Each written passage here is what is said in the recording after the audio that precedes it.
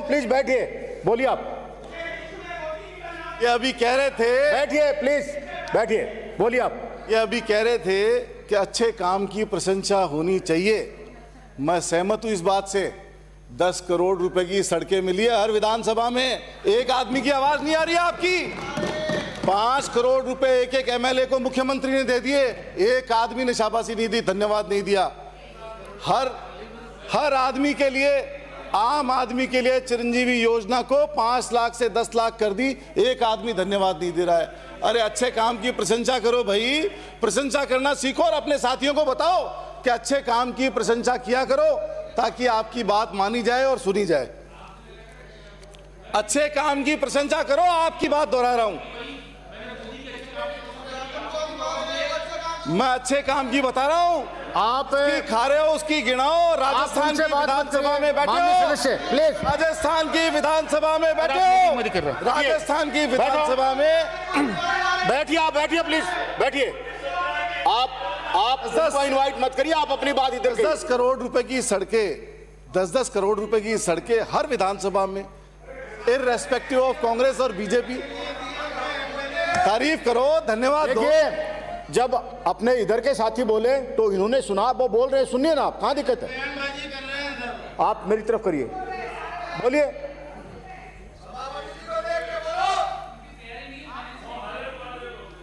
दस करोड़ रुपए की सड़कों का ये धन्यवाद देते तो अच्छा लगता। आज अप्रोप्रिएशन ऑन फाइनेंस बिल है, आगे आने वाले साल का लेखा जोखा है, क्या बजट दिया गया है। पूरे हिंदुस्तान में जब यहाँ बजट दिया गया तो पूरे हिंदुस्तान में ये बात उठी कि मुख्यमंत्री हो तो राजस्थान के मुख्यमंत्री अशोक गहलोत जैसा हो, और बजट के बारे में चर्चा हुई कि ऐसा बजट आज तक किसी ने नहीं दिया। तो इनके पास बजट के ऊपर बोलने को तो कुछ नहीं है किसी के पास में। कोई हर हर महादेव, कोई घर घर की बात, कोई योजना, कोई बजट में क्रिटिसाइज की बात करते, बजट में कोई सजेशन देते। आज मुख्यमंत्री का रिप्लाई है, कोई ऐसी चीज आती जो जनता के भले की होती और उसको ऐड कर सकते तो हम सबको खुशी होती। लेकिन आपको सजेशन नहीं देना है, आपको सजेशन नहीं देना, आपको सिर्फ क्रिटिसाइज करना है। मैं ये कहना चाहता हूं, फाइनेंस का मामला है और हम पूरे हिंदुस्तान के अंदर आज़ादी से लेके 2004 तक और 2004 तक का डेवलपमेंट और 4 से 14 तक का डेवलपमेंट और 14 से लेके आज तक की स्थिति पूरी दुनिया के सामने है। इस हाउस में जितने आदमी बैठे हैं और जो भी आदमी इस बात को सुन रहा है, हर आदमी की अगर मालिकाना हैसियत बनी तो 4 से 14 के अंदर बनी। और 14 के बाद में क्या हुआ? 14 के बाद में न केवल आम आदमी की हैसियत में गिरावट हुई बल्कि हमारे हिंदुस्तान की करेंसी की भी आधी गिरावट हो गई। हमारी वैल्यू आधी रह गई पूरी दुनिया की नजर में। जो डॉलर 55-56 रुपए का था, इस बजट सत्र के चलते चलते 2 रुपए बढ़ गया और आज 77 रुपए क्रॉस कर गया। ये बात कर रहे हैं डेवलपमेंट की।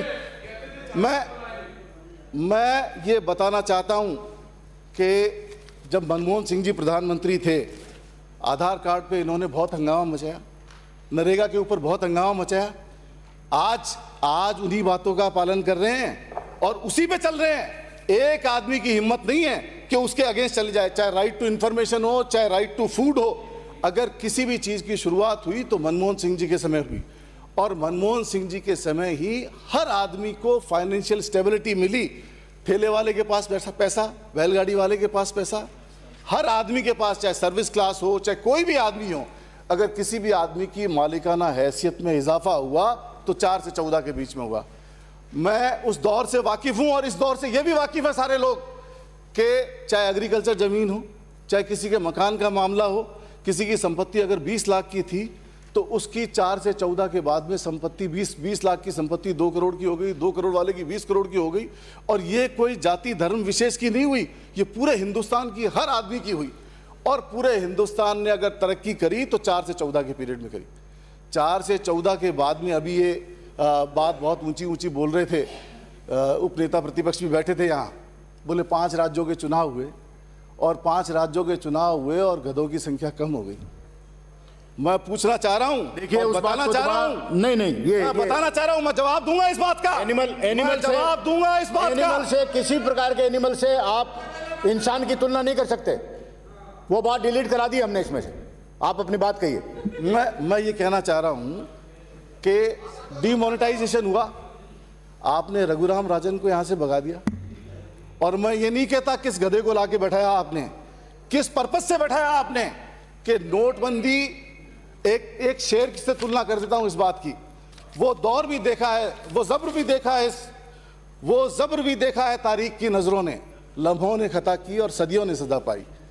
जो नोटबंदी की हिंदुस्तान की इकोनॉमी को जब हिंदुस्तान की इकोनॉमी बीमार होगी तो इस नोटबंदी की याद पूरे सदन को आएगी हमेशा।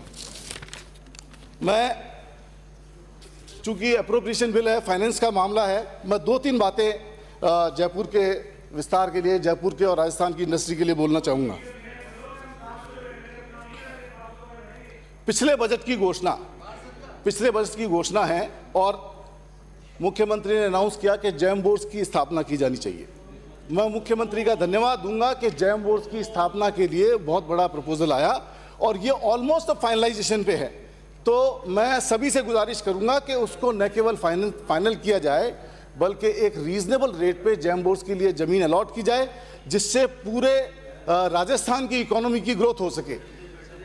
हमारे यहाँ राजस्थान के अंदर कलर स्टोन का बहुत बड़ा बिजनेस है सभापति महोदय, और कलर स्टोन का जयपुर से जो बिजनेस होता है उसकी संख्या करीब 8,000 करोड़ रुपए।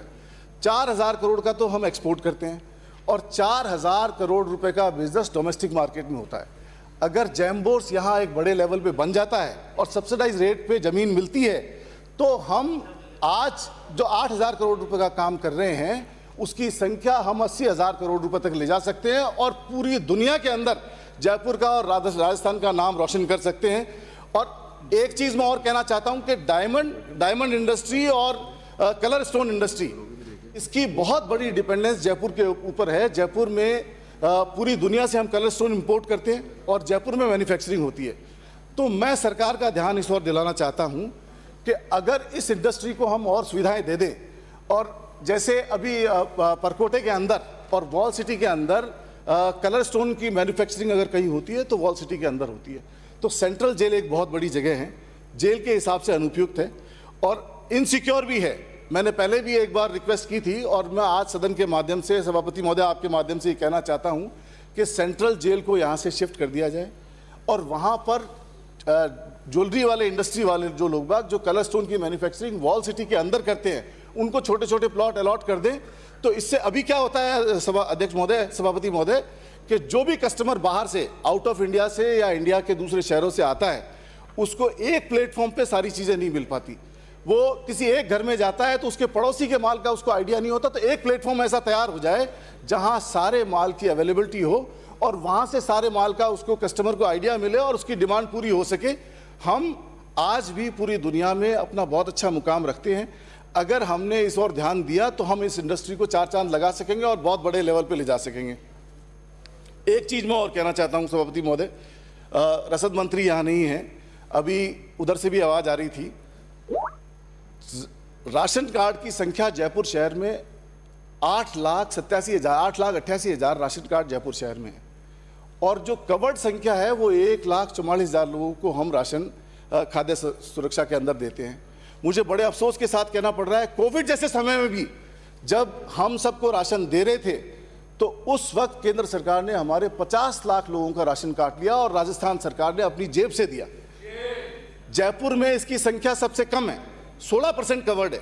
तो मेरी सदन से गुजारिश है कि सब लोग मिलकर के इस बात पे सोचें कि जिस जिले में सबसे कम रेशो है, रिक्वायर्ड रेशो 60% है, दूसरी जगह की ज़्यादा तादाद होने से कहीं 80% कवर हो गया, कहीं 70% कवर हो गया, कहीं 60% कवर हो गया और कहीं ज़्यादा जुड़ गए, लेकिन जयपुर में बहुत कम जुड़े हुए हैं। मेरी गुजारिश है कि कम से कम 60% का रेशो कवर करते हुए जयपुर में तमाम लोगों को राशन की सुविधाएं दी जाए, जिससे आम आदमी को राशन मिल सके, आम आदमी को सुविधा मिल सके। और आप लोगों से भी कहना चाहता हूं कि जिन 50 लाख लोगों को राशन और मिलना चाहिए था और हमने दिया अपनी जेब से, केंद्र सरकार ने काट लिया। आप लोगों को हमारे साथ मिलकर की आवाज उठानी चाहिए कि राशन के मामले में भेदभाव मत करो किसी स्टेट के साथ में। राशन के मामले में राशन दो, सभी आदमियों को, जितने राशन कार्ड लोगों के बने हुए उन सबको राशन कार्ड मिले, ऐसी व्यवस्था की जानी चाहिए। एक बात और सभापति महोदय, जल जीवन मिशन से लेकर केंद्र सरकार की पॉलिसी है जो बैकवर्ड स्टेट्स हैं उनको हम कंट्रीब्यूशन 90% तक देते हैं। और राजस्थान की स्थिति पानी के मामले में ऐसी है कि भौगोलिक स्थिति के अनुसार राजस्थान पूरे हिंदुस्तान में सबसे बड़ा प्रदेश है और पानी की अवेलेबिलिटी कम है। हमें एक जगह से दूसरी जगह पाइपलाइन लाना ले जाना बहुत बड़ा खर्चा है। तो जिस तरह का मर्तबा बैकवर्ड स्टेट्स को दिया जाता है या पहाड़ी इलाके को दिया जाता है, उससे ज़्यादा कायदे से तो इनको 100% फंडिंग राजस्थान में देनी चाहिए। लेकिन जो दूसरे स्टेट को मिल रही है, बैकवर्ड स्टेट्स को, पहाड़ी स्टेट्स को 90% शेयर मिल रहा है, ऐसे राजस्थान को भी 90% शेयर मिले तो राजस्थान की जनता के साथ न्याय हो और पूरे राजस्थान को हम जो पहले हर घर नल स्कीम होती थी, जल जीवन मिशन के तहत हम हर आदमी के घर में पानी ले जाके दे सकें, आम आदमी का उद्धार हो सके, आम आदमी को पानी मिल सके, ऐसी सुनिश्चितता हमको करनी चाहिए। और सबको मिलजुल के बियॉन्ड पार्टी लाइन आवाज उठानी चाहिए कि 90% राजस्थान को जल जीवन मिशन में 90% का शेयर दो, ताकि हम हर आदमी को पानी की सप्लाई और पानी से महरूम नहीं रहे और पानी उनको मिल सके। ये मैं आपके माध्यम से कहना चाहता हूँ। स्कूल एजुकेशन का एक बहुत बड़ा मसला है। हमारे यहाँ स्कूलें सब जगह और बहुत सारी स्कूलें हम नई खोलने जा रहे हैं। और महात्मा गांधी स्कूल जो मुख्यमंत्री जी ने दी, पिछले साल 150 स्कूल खोली। इतना अच्छा मैसेज, इतना बढ़िया मैसेज कि लोग बागों ने प्राइवेट स्कूलों से निकाल के बच्चे सरकारी स्कूलों में भर्ती कराने शुरू कर दिए। मेरे यहाँ एक महात्मा गांधी स्कूल है, 150 बच्चे होते थे पहले महात्मा गांधी स्कूल होने से पहले, आज 1000 से ऊपर बच्चे हैं। 60 स्टूडेंट के लिए 4-4 हज़ार फॉर्म आते हैं, 60 स्टूडेंट लेने होते हैं और 4000 के फॉर्म आते हैं। मुख्यमंत्री जी ने संज्ञान लिया, मैं धन्यवाद दूंगा मुख्यमंत्री जी को, और संज्ञान लेके 2000 स्कूलें आगामी वर्ष में इंग्लिश मीडियम खोलने की घोषणा की। एक छोटी सी प्रॉब्लम इन स्कूलों में है, मेंटेनेंस के नाम पे, पियोन के नाम पे, साफ सफाई के नाम पे 5-6 हज़ार रुपये महीने के मिलते हैं। इस बात को संज्ञान में लाना चाहिए ताकि स्कूलों के अंदर मेंटेनेंस का, जो एक बहुत पुरानी परिपाटी चली आ रही है, छोटी सी फंडिंग है, उसमें मेंटेनेंस नहीं हो पाती और स्कूलों में जो मैनेजमेंट का काम है और जो साफ़ सफाई का काम है वो पूरी तरह ठीक ठाक तरीके से नहीं हो पाता। तो मेरी गुजारिश है कि जितनी भी रकम एप्रोप्रिएट हो, जितनी ज़रूरत पड़े, एक बड़ी स्कूल में, जिस स्कूल में आप 1000, 1500, 2000 बच्चे, 4 मेरे यहाँ एक स्कूल है जिसमें 4500 बच्चे हैं, तो इतने से पैसे से उनका काम नहीं चलता है। वहाँ कुछ आदमी आपको इस काम के लिए देने चाहिए, कुछ फंडिंग देनी चाहिए ताकि उससे स्कूल की मेंटेनेंस और काम बराबर चल सके। तो मेरी आपके माध्यम से ये रिक्वेस्ट है। दूसरा मैं ये कहना चाहता हूँ सभापति महोदय कि एक जो हमारे यहाँ अभी एक कॉलेज की घोषणा की मुख्यमंत्री जी ने, और मेरे यहाँ एक कॉलेज जामडोली में पिछले उसमें सैंक्शन की, उसकी ज़मीन आवंटन में कुछ प्रॉब्लम्स हैं। तो ज़मीन, अगर उसकी ज़मीन मिले और उसमें कुछ फंडिंग हो जाए और अगर उस कॉलेज के लिए 20 करोड़ रुपए हमें मिल जाए, तो मैं ये डिमांड करना चाहता हूँ आपके माध्यम से कि 20 करोड़ रुपए अगर एडिशनल मिलेंगे तो हम कॉलेज की बिल्डिंग बना पाएंगे और कॉलेज को अच्छे ढंग से डेवलप कर पाएंगे। मेरी कॉन्स्टिट्यूंसी के अंदर मैं धन्यवाद दूंगा मुख्यमंत्री जी को कि कॉन्स्टिट्यूंसी के अंदर उन्होंने बहुत अच्छे 10 करोड़ रुपए की सड़कें दी और हम वॉल सिटी की सड़कें हम नहीं बना पा रहे हैं। लेकिन आगरा रोड पे हमारे यहाँ एक विलेज है जामडोली और 3 पंचायतें हैं। पंचायतें चूंकि जेडीए रीजन में आ गई तो पंचायत क्षेत्र बस्सी लगता है, वो हमारी विधानसभा क्षेत्र में नहीं है। और जेडीए कहता है पंचायत करेगी और पंचायतें कहती है जेडीए करेगी। तो मेरी गुजारिश है सदन से कि वहाँ एटलीस्ट चारों जगह 10-10 करोड़ रुपए अगर सड़कों के लिए मिलेंगे तो हमारे यहाँ डेवलपमेंट होगा। और जब भी मुख्यमंत्री जी रिप्लाई करेंगे, ये बात अगर संज्ञान में आएगी तो पूरे क्षेत्र को एक बहुत अच्छा मैसेज मिलेगा और डेवलपमेंट की शुरुआत होगी। मैं फिर एक बार धन्यवाद दूंगा मुख्यमंत्री जी को कि हमें जो जिस तरह का बजट मिला और मेरे यहाँ एक सैटेलाइट हॉस्पिटल बनी, सैटेलाइट हॉस्पिटल के लिए अगर थोड़ी बहुत फंडिंग मिल जाए तो हमारे एरिया की ग्रोथ हो जाएगी। जो मोबाइल सर्जिकल एक हॉस्पिटल थी जिसको सैटेलाइट हॉस्पिटल में कन्वर्ट कर दिया, इसके लिए मैं धन्यवाद दूंगा मुख्यमंत्री जी को। और ये कहना चाहता हूँ कि वहाँ भी अगर थोड़ा और स्टाफ वहाँ अवेलेबल हो जाए तो आम आदमी को, मेरे इलाके के लोगों को एक फ़ायदा मिलना शुरू हो जाएगा। आपने मुझे इस बिल पे बोलने का मौका दिया, बहुत बहुत शुक्रिया, बहुत बहुत धन्यवाद। माननीय श्रीमती अनीता बघेल।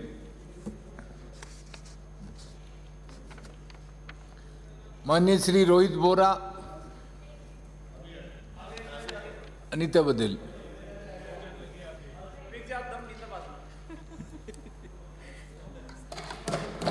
धन्यवाद सभापति महोदय। आपने मुझे राजस्थान विनियोग संख्या 2 विधेयक अप्रोप्रिएशन बिल और फाइनेंस बिल पर बोलने का मौका दिया।